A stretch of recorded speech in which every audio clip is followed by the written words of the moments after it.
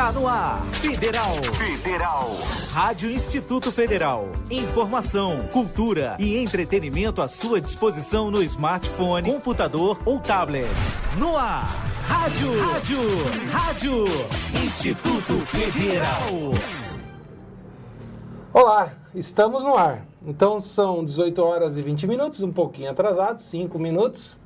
E começamos mais um programa Nota Clássica. O programa Nota Clássica, como todo mundo já sabe, mas a gente relembra, é um programa que fica aqui dentro do Instituto Federal.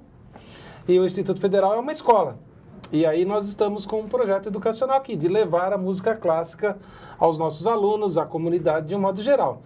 De uma maneira bem resumida, bem simples, contamos algumas histórias, alguns causos aqui, fazemos um pouco de sentido, tiramos um pouco do mito, do desconhecido, para aproximar as pessoas da música clássica e proporcionar a eles uma oportunidade para que passem a gostar da música clássica. Então agradeço a todo mundo que está aí clicando, nos ouvindo. Daqui a pouco eu vou comentar o nome de quem está participando conosco, interagindo, curtindo, mandando o link. É sempre um prazer, uma alegria. E é também um prazer, uma alegria, além de trocar as informações pela internet, com você que está aí nos ouvindo, aluno ou alguém da comunidade de um modo geral, receber aqui os nossos convidados. Receber a Adriana, que trabalha aqui conosco, é uma aluna, todo mundo já conhece. Oi, Adriana. Oi, professor. Oi, gente, tudo bem? O microfone da Adriana está sendo ajustado ainda. E hoje é um dia muito especial, estamos recebendo o Pedro aqui. Pedro, Pois. Um prazer recebê-lo, Pedro. É um prazer todo meu, é um convite importante porque abre espaço para a gente falar de uma prática educacional e venho participar com todo gosto. É isso aí. O Pedro foi indicado por uma amiga muito querida, Andréia, esposa do Edu, aquele do Viriato, que eu sempre comento. Sim. E o Pedro Famoso vai... famoso. Nós não fazemos propaganda, não. Mas nós apoiamos as atividades profissionais de cada pessoa, citamos aqui, assim como você tem as suas, outras pessoas têm. Claro. E a nossa escola é uma escola técnica, ok? Que começa aí no ensino médio, né? E vai lá para o técnico e tem graduação e pós-graduação, aqui no Instituto Federal, uma escola pública, gratuita, de boa qualidade. Pois, muito bem. Tem alunos ótimos. Sim, claro que sim. Sim, claro que sim. E convidados ótimos. Sim, Pois, claro que sim. Muito bem. Então, nós vamos ouvir música boa hoje, de boa qualidade, contar um pouquinho dos músicos, como nós já falamos, falar dos ouvintes, mas vamos conhecer um pouquinho o Pedro, porque eu acho importante que a gente conheça a história, conheça um pouco sobre a pessoa, sobre o compositor, sobre a música, sobre o local, e aí a gente passa a gostar da pessoa, porque se você não gosta, não conhece, como é que você vai gostar, né? Muito difícil. Pois é. E por falar em gostar, Pedro... Sim. No nosso programa tradicional, nós temos um fundo, que é a Sala São Paulo. Então, a Sala São Paulo fica projetada atrás da gente quando a gente fala. É o chroma key. Sim. E aí, na semana passada, nós fizemos uma alteração. Você se lembra da nossa alteração, Andréia? Sim. Adriana, professor. Acabamos de falar Sim, da André. claro que sim. Da Tá André- vendo? ficou gravado. verdade. Ainda Não, obrigado. mas ele sempre trocou meu nome, ele sempre. E da Giovana? Também da Giovana, trocava. Também trocava. Também Ele trocava. é craque em trocar os nomes, não tem jeito. Então, Qual foi a sim. alteração que a gente fez semana passada? O microfone dela já tá legal? Dá para ouvir? Dá. Tá? Dá para ouvir? Foi lá do início lá, que era Dom Pedro com ponto final, Aham. lembra? Isso. Isso, Ah, eu ainda lembrava. Teatro Pedro II, É né? Pedro II. Com ponto no final, porque Isso. todo teatro tem que ter ponto. Ah, olha aí. Isso, tá vendo? Tá vendo? Eu fiz a lição de gravei casa. direitinho. Exatamente. Então a gente colocou uma homenagem àquele teatro. É claro que essa homenagem aí a gente vai colocando um pouco de cultura, de informação. E quem sabe as pessoas, ao irem a Ribeirão Preto, ao invés de irem só lá no Palacete, no Pinguim, que é um prédio histórico também, deem uma passadinha no teatro. É muito bom, né? É muito bom você ouvir com uma acústica agradável, a sua percepção ela é brindada com mais qualidade, com mais definição. Né? E ali tem muito da nossa história. Sim. Pedro II, por exemplo, ele foi o nosso imperador, que aí passou para a República e ele teve um papel muito importante. Por exemplo, ele foi o primeiro brasileiro a usar o telefone. Sim, verdade. Ele chegou lá numa exposição na Europa e falou, vem ver um doido aqui, um cientista, um tal de Graham Bell, Sim. ele fez um negócio estranho. E aí Dom Pedro II, o imperador, foi lá e experimentou. Isso é legal, vou levar para o Brasil. Que beleza. Muito bem, e ali o teatro, Dom Pedro II Ponto, ele era uma casa de show, ainda é uma casa de show, de espetáculos, etc. E a parte de baixo dele, o subterrâneo, é uma sala de ensaios e tal. Mas na época do café lá, havia pessoas ricas tal, que faziam espetáculos em cima, mas na parte de baixo, ali era muitos jogos, muita bebida, muita alegria, muita festa. E aquele teatro teve até um apelido, dividido assim. A parte de cima do teatro, aquela sala nobre e tal, onde havia exposição, é Dom Pedro II. Dom Pedro II, que é o filho, né? Sim. Mais intelectual, mais estudado, conservador, sério. E o pai dele, que foi o Dom Pedro I, já era meio namorador. A Marquesa de Santos, seu namorado, tal. E eles falavam assim, olha, a parte de cima do teatro, ali é Dom Pedro II, mas a parte de baixo, onde o pessoal faz aquelas festas, lá é Dom Pedro I. Então fizeram essa divisão. Dom Pedro II é em cima, mas embaixo lá é Dom Pedro I. A irreverência do pai. A irreverência do pai. É isso aí. Muito bem. Vamos ouvir um pouquinho sobre você? Apresenta-se um pouquinho de você, do seu trabalho, como você quiser. Na sequência, vamos ouvir uma música. Ok. Eu vou aproveitar esse espaço, agradecer ao Douglas, a Andréa por ter me feito esse convite. Eu trabalho numa escola de período integral. Eu ministro aulas de filosofia. Filosofia. Sim. E desde a minha formação, eu tinha por objetivo ministrar filosofia com música. Filosofia com música. Sim, porque para o próprio Platão, a música é a filosofia por excelência. Você precisa da música para raciocinar. Você precisa da música para perceber. Os estoicos tratam a música como a ciência que regula o movimento. Então, é através da música que você consegue medir tudo o que acontece.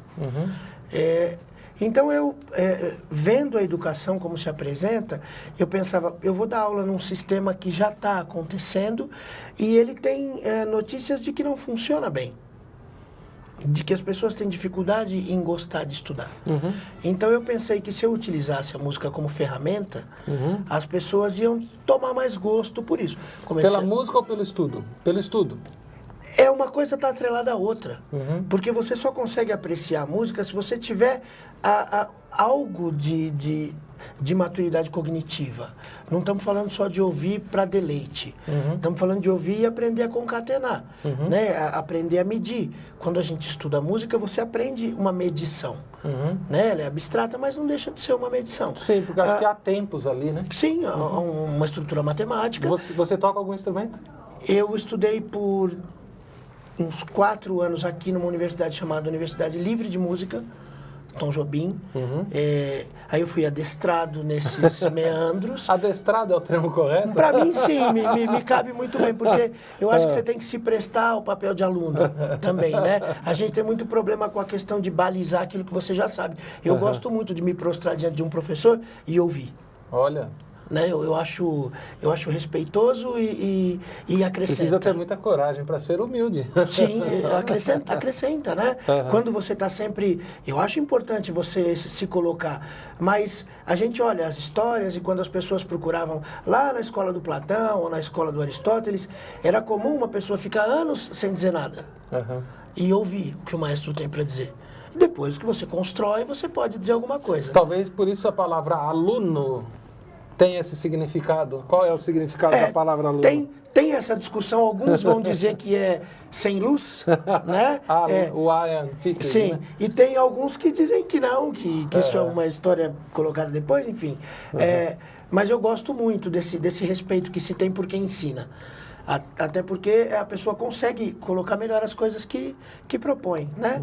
Enfim, daqui eu fui para uma outra escola em Málaga, no sul da Espanha, uma escola muito simples, que tinha o nome de Universidade Popular. Você foi estudar música na Espanha? Eu fui estudar Ou filosofia? Música, mas na verdade a minha busca era pela música flamenca. Nossa. Não era pela música clássica, era pela cultura flamenca, para entender como funcionava. Caí de paraquedas nessa universidade popular. Aí aprendendo o idioma, eu acabei lidando bem com as pessoas e fiquei lá por 5 anos.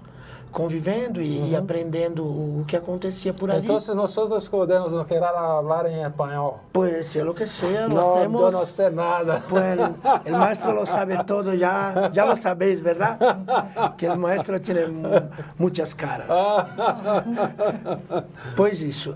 E ali eu pude aprender outras coisas com relação à música e à poesia. E quando eu vim para o Brasil, eu trouxe essa experiência, mas já não me interessava mais tocar. Que aqui eu trabalhava como músico, né? Eu acompanhava artistas, eu toco contrabaixo elétrico e fiquei durante muitos anos fazendo isso, uns 20 anos. Quando eu voltei, eu não tinha mais... 20 anos tocando contrabaixo elétrico? Sim, eu comecei a fazer isso com uns 17 anos. E essa experiência eu achei de bom tom traduzi-la para as outras pessoas. Era uma forma de compartilhar o que eu já sabia de música e ministrar o estudo da filosofia. Os meus alunos hoje, como eu disse, eu trabalho numa escola de período integral. Você pode citar qual é a escola? A escola se chama Brisabela de Almeida Nobre, eu cito com muito prazer. Brisabela. É um espaço que a gente pode trabalhar. É uma escola de... É pública? É pública. Estadual? Sim, é um modelo do Estado. O governo do Estado ele tem por objetivo, até 2025, ser uma das 30 escolas em excelência acadêmica do Estado no mundo. Então ele implantou esse modelo de escolas onde o aluno é integral e o professor é integral. É interessante você ouvir falar isso, porque hoje havia uma chamada de países europeus, especificamente Portugal, querendo brasileiro para ir estudar lá, e não só faculdade, inclusive nível técnico. Nós precisamos ter uma boa escola, uma boa proposta para reter os talentos aqui. E os talentos não são necessariamente aqueles que estão prontos, mas talentos que eu falo, as pessoas que não estão prontas. E aí você não tem que olhar a pessoa lá no futuro como um produto pronto, acabado, mas você olhar a pessoa e investir nesse processo contínuo, mas você não sabe exatamente se a pessoa é super talentosa, não é nada, mas o talento, assim, a preciosidade do potencial de cada um, que a gente não conhece. O que é excelência acadêmica? É a pergunta que a gente faz lá. Porque você tem um aluno por 8 horas, no qual nem todos serão magistrados ou professores, ou seja lá o que for. Esse período de convivência, ele consegue desenvolver, seja qual for o seu talento. E isso funciona muito. Nesse espaço que a gente trabalha, tem uma parte que ela auxilia muito a parte... Isso me faz lembrar muito o espaço que eu tenho lá, porque existe uma parte diversificada. Ou seja, eu tenho uma base nacional comum e tenho uma parte que é para ser aplicada à base nacional comum, só que essa parte é diversificada. Ela pode ser teatral, ela pode ser musical, ela pode ser esportiva. Ela tem muitos caminhos para que esse aluno, que até então não se interessava, não sei bem se é essa palavra, mas ele não conseguia se ver ali naquele ambiente acadêmico, por esse viés, ele consegue adentrar a escola, as portas do saber talvez se abram de outra forma e ele consiga alcançar... A gente encontra muita dificuldade na escola pública em convencer as pessoas de que estudar é bom. Verdade. Né? Eu no começo eu me via acho muito que não mais... é só na escola pública, não. Na iniciativa privada acho que temos alguns problemas. Você sabe que alguns alunos reclamam que dá muito sono assistir a aula do professor? Já pensou? E aí nós separamos uma música hoje. Pedro. Que bom. Estou fazendo um link aqui. Pois aí vamos. Para ver se isso é verdade. O que você acha, Adriana? Eu acho que é. Porque essa música aqui, quem escuta, acho que muitas mães vão lembrar. Né? Não vão... O programa de hoje, essa edição, traz algumas músicas clássicas da música clássica, da música erudita, e algumas alemãs muito interessantes. A primeira que nós vamos ouvir, se você permite um breakzinho aí, sim, claro, interrupção na sua fala, para ir mesclando, pode ser? Inclusive pelo título, ele me dá um pé para voltar no mesmo sentido. Ufa, ainda bem. Então nós vamos ouvir uma música de Brahms, Johannes Brahms, que é do século... E agora? Olha, professor, eu coloquei aqui. Aqui o nosso treinamento é saber qual é o século XV, XVI, XVII, XVIII. Não é, menina, que a nossa antiga ajudante, ela que era tchan, sabe, assim, no século, que é a Giovana. Não vem com essa Aí conversa, não. Você tem que saber olhar o número. Você fez uma cola. Não é, professor? Século... Não, então, é um século a mais, século XIX. Isso, muito bem, ela sabe. Às vezes é preguiça de pensar, né, Exatamente, exatamente. E dá sono? Essa dá. Muito bem, então nós vamos ouvir Johannes Brahms, que é do século XIX. Isso, muito bem. Ele é alemão e nós vamos ouvir aí uma música que se chama... Canção de Ninar. Canção de Ninar. Ai, que bonitinho. Então, uma música que tem 2 minutos, é uma música clássica, muito famosa, todo mundo assobia, canta, todo mundo, modo de dizer assim, né? Mas é uma música clássica, erudita, feita por Johannes Brahms. E nós vamos ouvir essa música agora, por favor.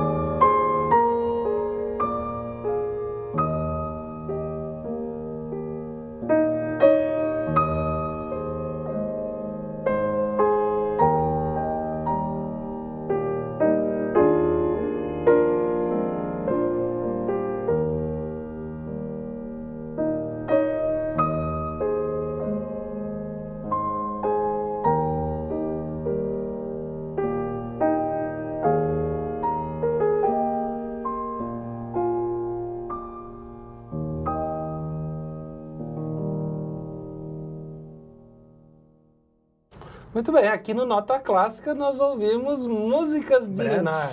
Eu particularmente, eu gosto de música clássica. Ouço outros estilos, tal, mas gosto de música clássica. E às vezes eu estou aplicando uma prova, fazendo alguma coisa, eu estou lá... E às vezes os alunos falam, você está atrapalhando. Mas isso ajuda muito. E nós temos aqui alguns comentários. Vamos ouvir aqui a Miriam Pinheiro, ela e o Mau, que é o Henrique. O Mau, eles participam sempre do nosso programa, sempre fazem comentários, são muito interessantes. Eles ajudam a disseminar aqui o nosso trabalho. E eu entendi a piadinha que a Miriam fez, dizendo que o Teatro Pedro II, a parte de cima era o céu e lá embaixo era o inferninho. Onde as outras coisas aconteciam. Pois é. E também aqui nos ouve a minha sogra, que também sempre prestigia, a Irene Marci, e o Frederico Michel, que é o marido dela, meu sogro, também sempre ouve, sempre comenta. E temos outras pessoas que às vezes fazem comentário, não dá tempo da gente falar todos. Enquanto a gente vai ler os outros aqui, vamos fazer uma troca aqui do nosso estúdio. Então, pedir que você nos acompanhe agora, Pedro. Sim. Nós vamos trocar aqui o nosso fundo. Nós estávamos no Teatro Municipal aqui de São Paulo, a Sala São Paulo. Sim. Contamos a história de Ribeirão Preto, do Teatro Pedro II Ponto. Sim. E agora nós vamos para o Teatro do Rio de Janeiro, Teatro Municipal do Rio de Janeiro, construído em 1909, um ano antes do Corinthians. Corinthians foi em 1910 fundado e nós vamos para 1909, Ok. lá no Rio de Janeiro, onde já esteve a corte. Nós vamos fazer primeiramente uma vista externa, pedir ao Israel que coloque o fundo da vista externa. E depois nós vamos ficar do lado de dentro do teatro para sermos acolhidos. Nossa, olha que bonito. Nós estamos com a vista externa já? No YouTube, aqui no meu... Agora sim. Aí estamos, com a vista externa desse Teatro Municipal do Rio de Janeiro. O que te lembra isso? Um castelo. Um castelo. E para você, Pedro? É algo relacionado à coroa, né? Relacionado a... Às vezes me parece, assim, alguma coisa do tipo árabe, sabe aquela coisa do Aladim? Aquelas coisas Uma daqueles... arquitetura moura, né? Que chique isso. Oh, Nossa, nosso convidado é muito chique, né, professor? Me lembra muito as formas circulares de janela, assim. É construção árabe, né? É, árabe, talvez um pouco lá da Rússia, talvez, um pouco ali.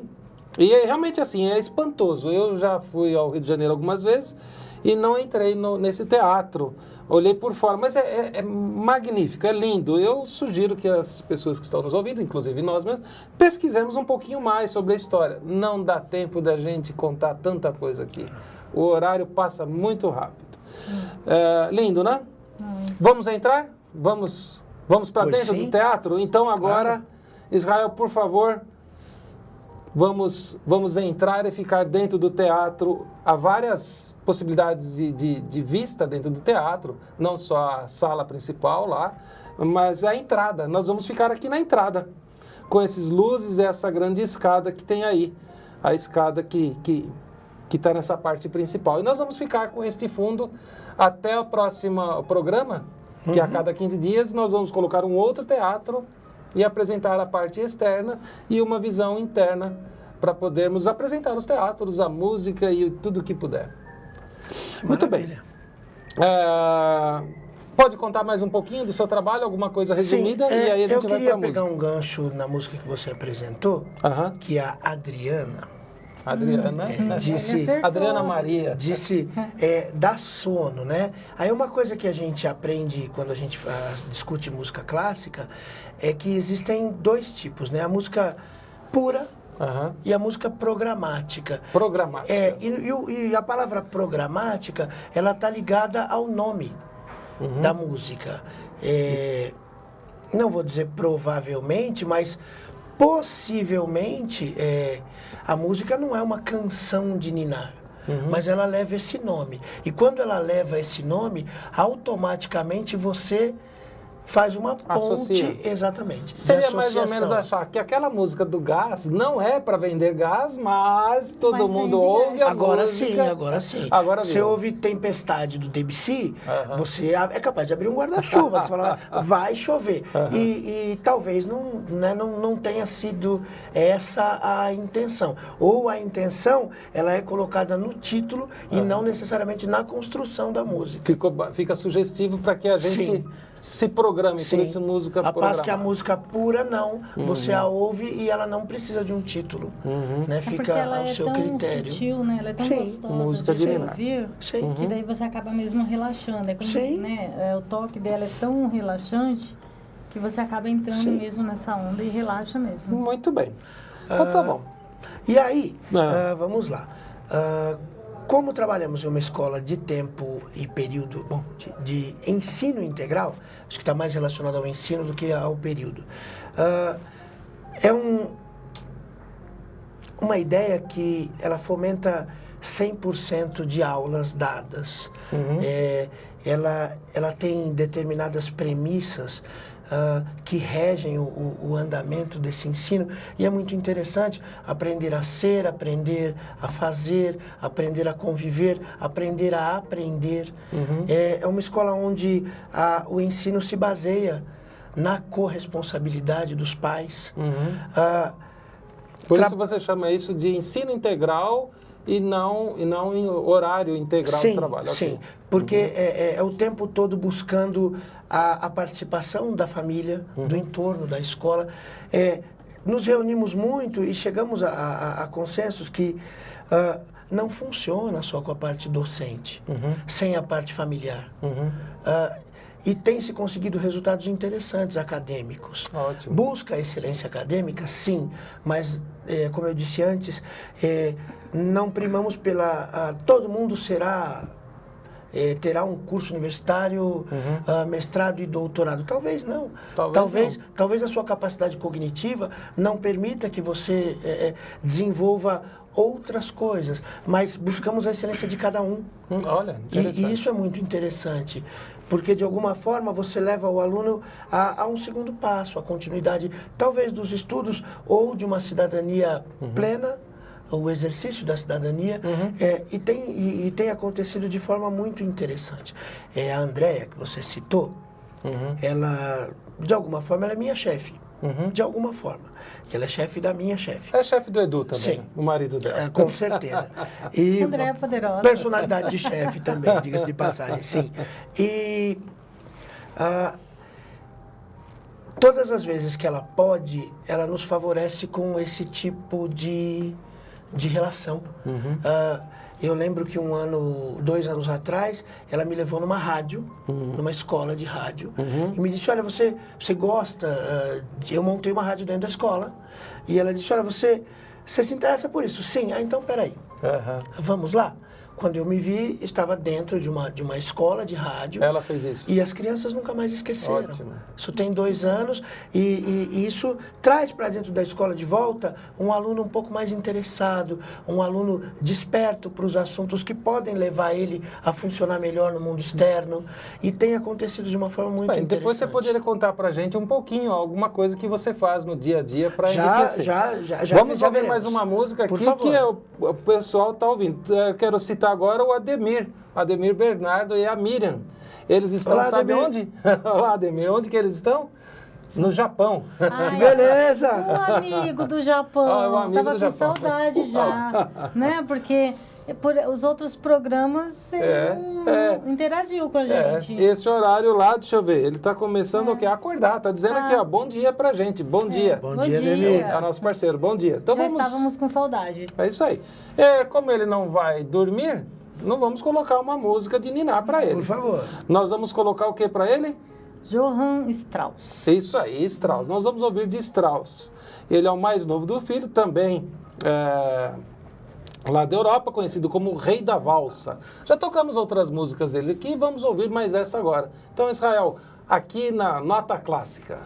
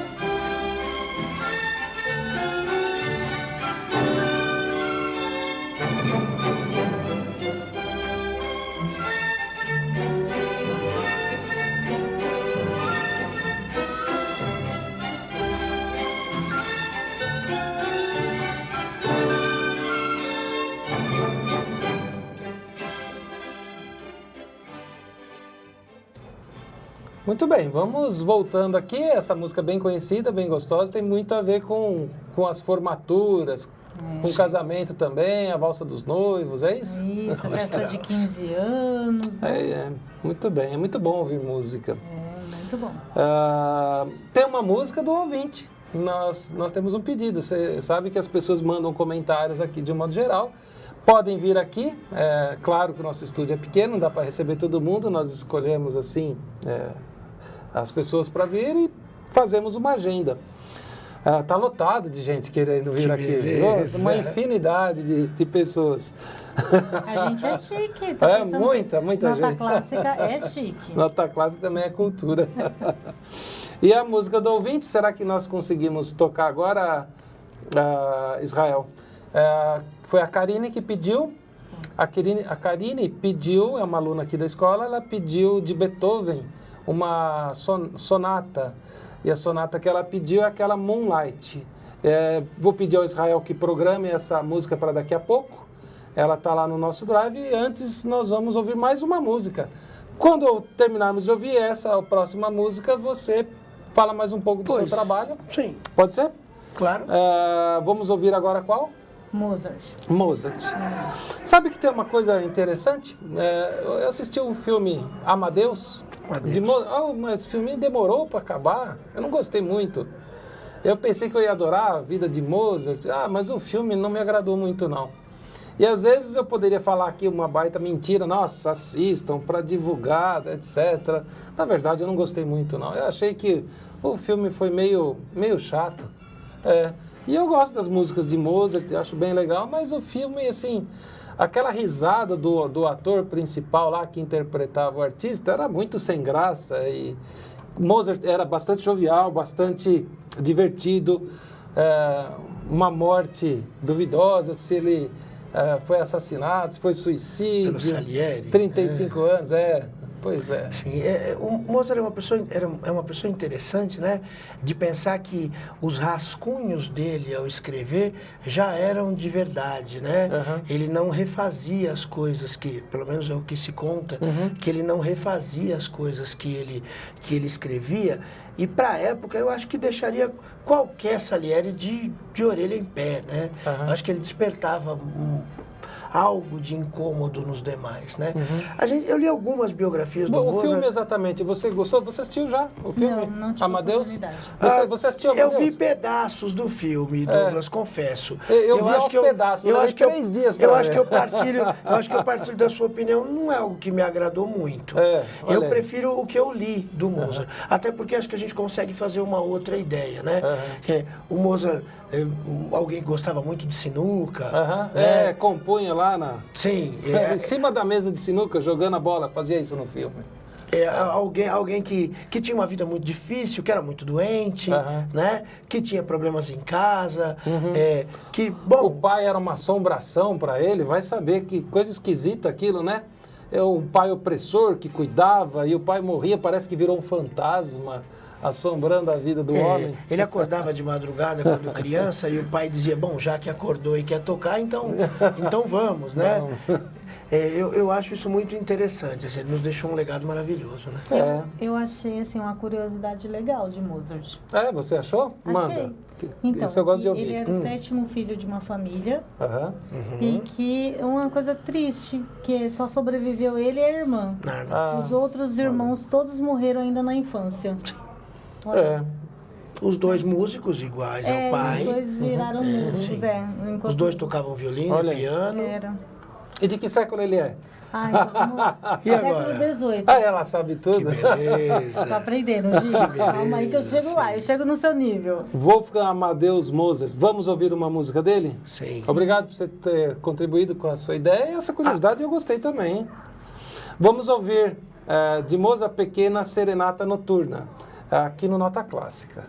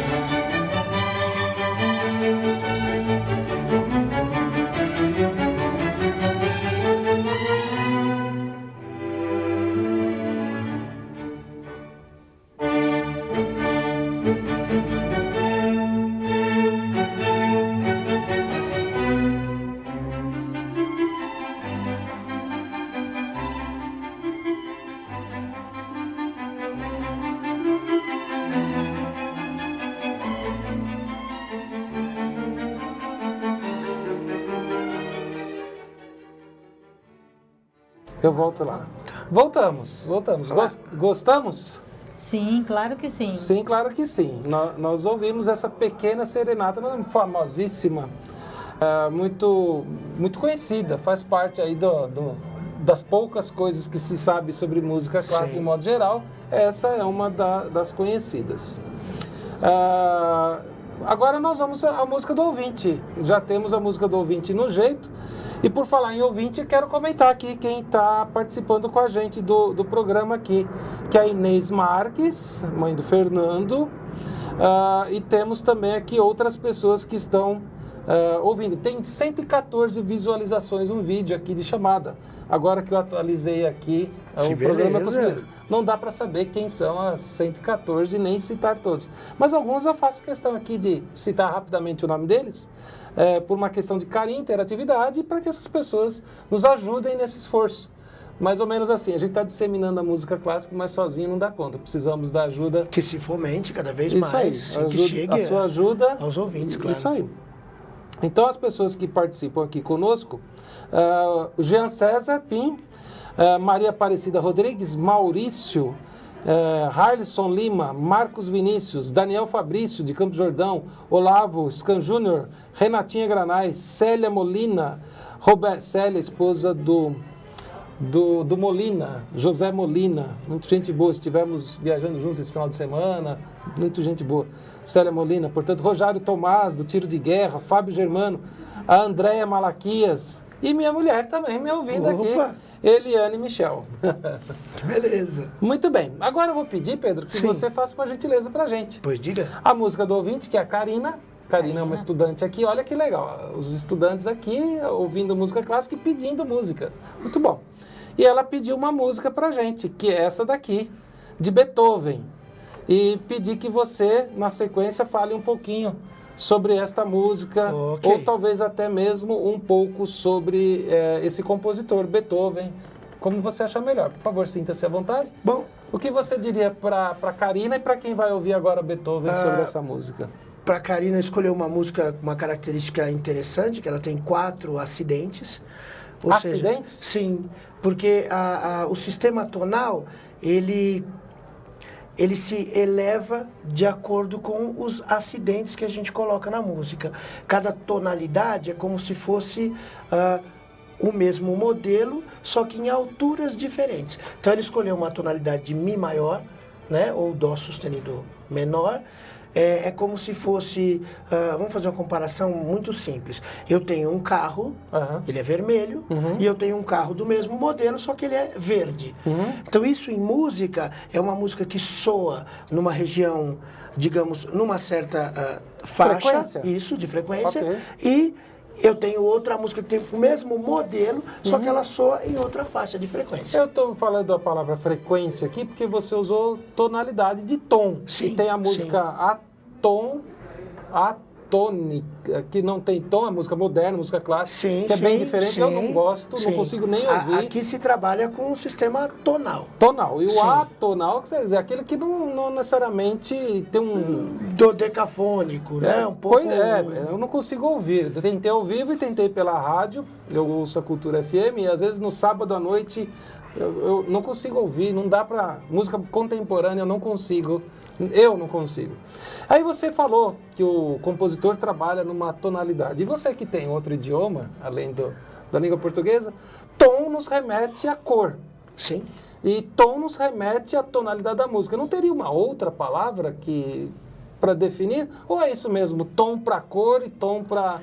É que a cor também é frequência, não? A cor também é uma frequência. Vibração? É verdade. Então, estamos falando da mesma coisa, né? É verdade. Eles relacionam, por exemplo, a tonalidade de Dó maior ao vermelho. Ótimo isso. Fazem relações. Você tem alguns exemplos assim? Dó maior ao vermelho? Eu preferiria ficar, por exemplo, no tipo de afinação que nós usamos hoje. Como que seria hoje isso? Nós usamos como referência uma nota Lá a 440 Hz. Que interessante. E a partir dessa nota nós afinamos tudo que vai soar numa orquestra, por exemplo. Já essa música que nós ouvimos e aqui vamos ouvir, ele foi afinado em 432 Hz. É mesmo? Aí disse que a nota Lá afinada a 432 Hz, ela nos remete a uma nota Dó, que tem uma relação com a frequência que emana do Sol. Isso vai nos remeter ao Pitágoras, a música das esferas. Que interessante. E... Você sabe que eu tenho um cunhado, desculpa interromper. Não, à vontade, estamos aqui nessa troca. Edson Michel, ele é de Uberaba. E ele gosta muito de telescópio, então ele monta aquele equipamento dele e enxerga lá os planetas, etc. Tal. E ele fala das luzes, ele tem um bom conhecimento sobre luzes, e ele é autodidata sobre esse assunto. E ele vai lá e pesquisa e me explicou já tudo sobre isso das cores e das frequências, inclusive infravermelho, explicou como funciona, tal. E é isso mesmo que você está falando. Que elas se dão por vibração, né? Okay. E aí essa música que nós vamos escutar, ela tem 3 movimentos diferentes, é isso? 3 movimentos diferentes. A mesma música em 3 movimentos. Adágio, ou seja, ele se move elegantemente, não é uma música lenta, eles usariam o termo largo para lento. Aí allegretto, já é vivo. E presto é um movimento muito mais rápido. Nós podemos dizer que o primeiro movimento é o Pedro II. Está lá, bonito. Sim, por analogia, perfeito. Por analogia, sim. E o presto já é o pai. Já é o pai. Com toda a sua vivacidade. Bom. Então, e o allegro é o meio termo entre um e o outro, então. Entre o presto e o adágio, o allegro e o allegretto são meio termo. Muito bem, então vamos ouvir essa música de 3 movimentos, 3 frequências, tonalidades, etc. Sim. E nós vamos ouvir a primeira, que é a parte mais calma, um pedido da Karine. Okay. Então, vamos ouvir então o nome da música, deixa eu pegar aqui. Sonata número 14 em Dó sustenido menor, opus 27. Exatamente. Muito bem, aqui no Nota Clássica.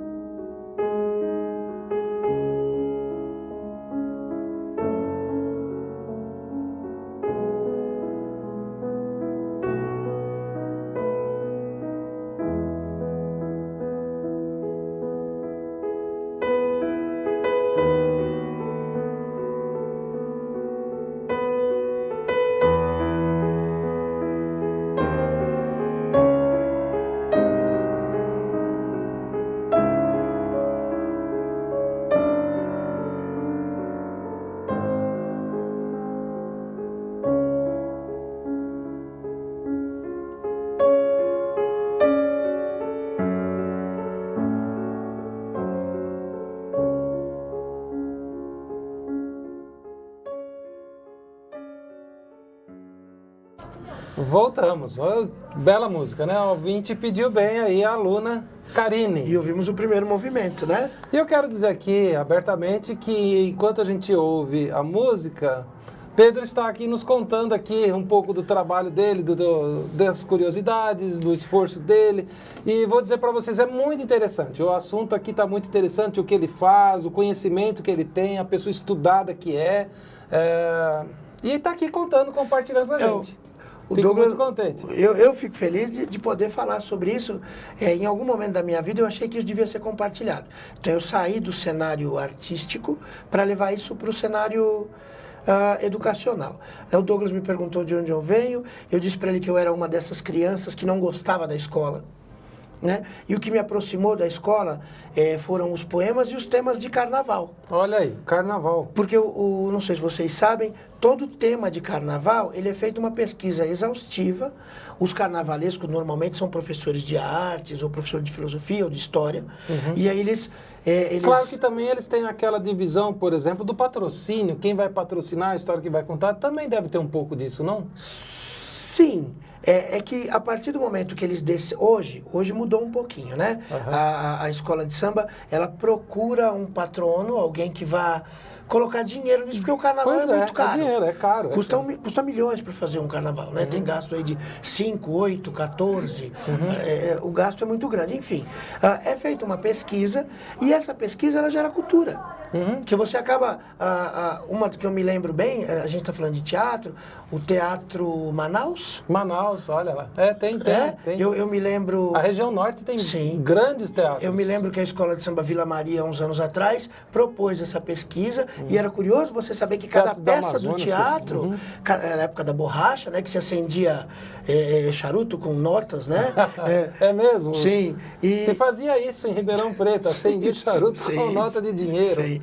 E era curioso você saber que cada peça do teatro foi trazida de algum lugar da Europa, né? Colunas da França, metais, é muito interessante isso. E o carnaval ele propicia isso. Bom, de lá para cá eu venho trabalhando com música em vários âmbitos, assim, dentro da música popular brasileira, dentro desse movimento rap, eu fiz algumas coisas e é muito interessante quando você leva isso... Qual é a pronúncia correta? O rap, porque rap é Rhythm and Poesy.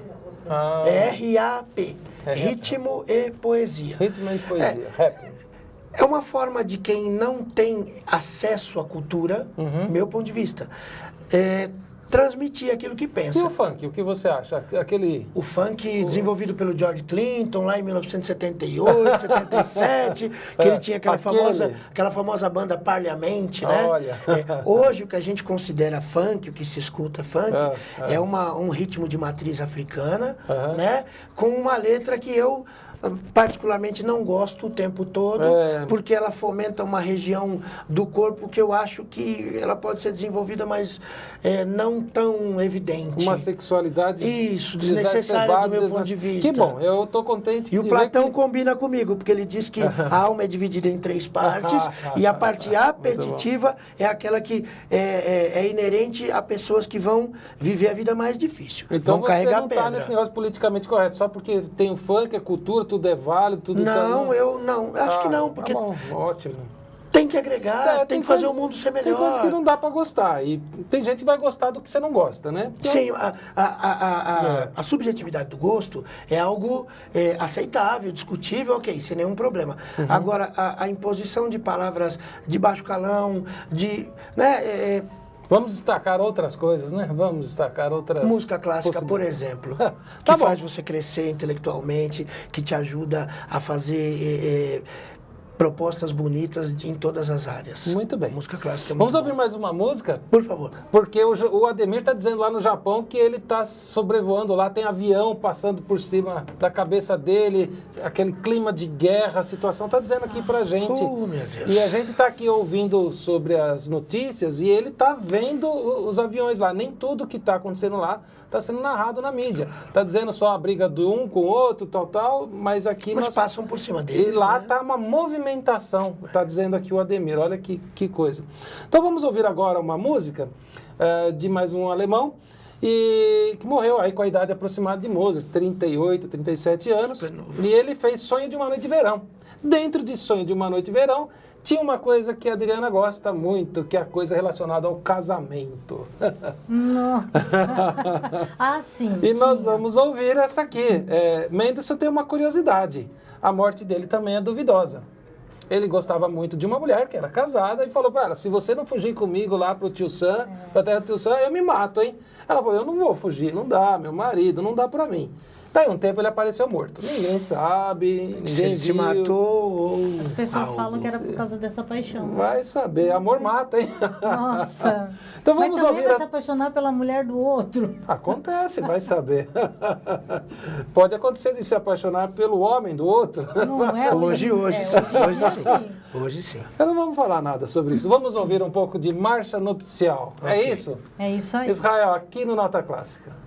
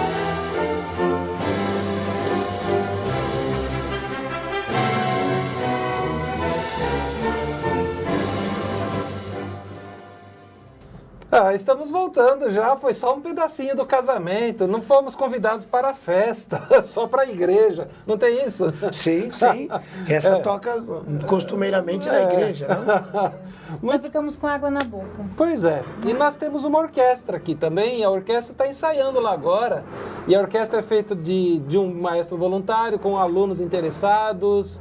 Então quem quiser conhecer aqui o nosso trabalho mais perto, manda uma mensagem, entre em contato, procure aí no site, por favor, Instituto Federal São Paulo, Campus Suzano, tem lá o canal de comunicação e faz um contato com a gente. Venha conhecer o estúdio, conhecer a escola, conhecer as pessoas, conhecer a nossa orquestra. Tem tantos outros projetos que a gente faz aí. Pedirei ao Douglas para poder ir assistir. Muito bem, e então ficamos por aqui. Já acabou. Douglas, muito obrigado. Eu agradeço. A vocês que estiveram conosco, muito obrigado. Agradeço muito a sua visita, foi um prazer. Para mim também. Desculpa da correria, que aqui começa o programa, já acaba. É porque é bom, né? Tudo que é bom essa sensação rápido. Atemporal. Obrigado mais uma vez, Adriana. Obrigado também ao Israel. E obrigado a todo mundo. Por favor, clique, compartilhe, ajude a disseminar a música clássica, a cultura. E nos vemos daqui a 15 dias. Uma semana sim, outra não, tá bom? Tchau, muito um abraço, obrigado. até já. Compartilhe.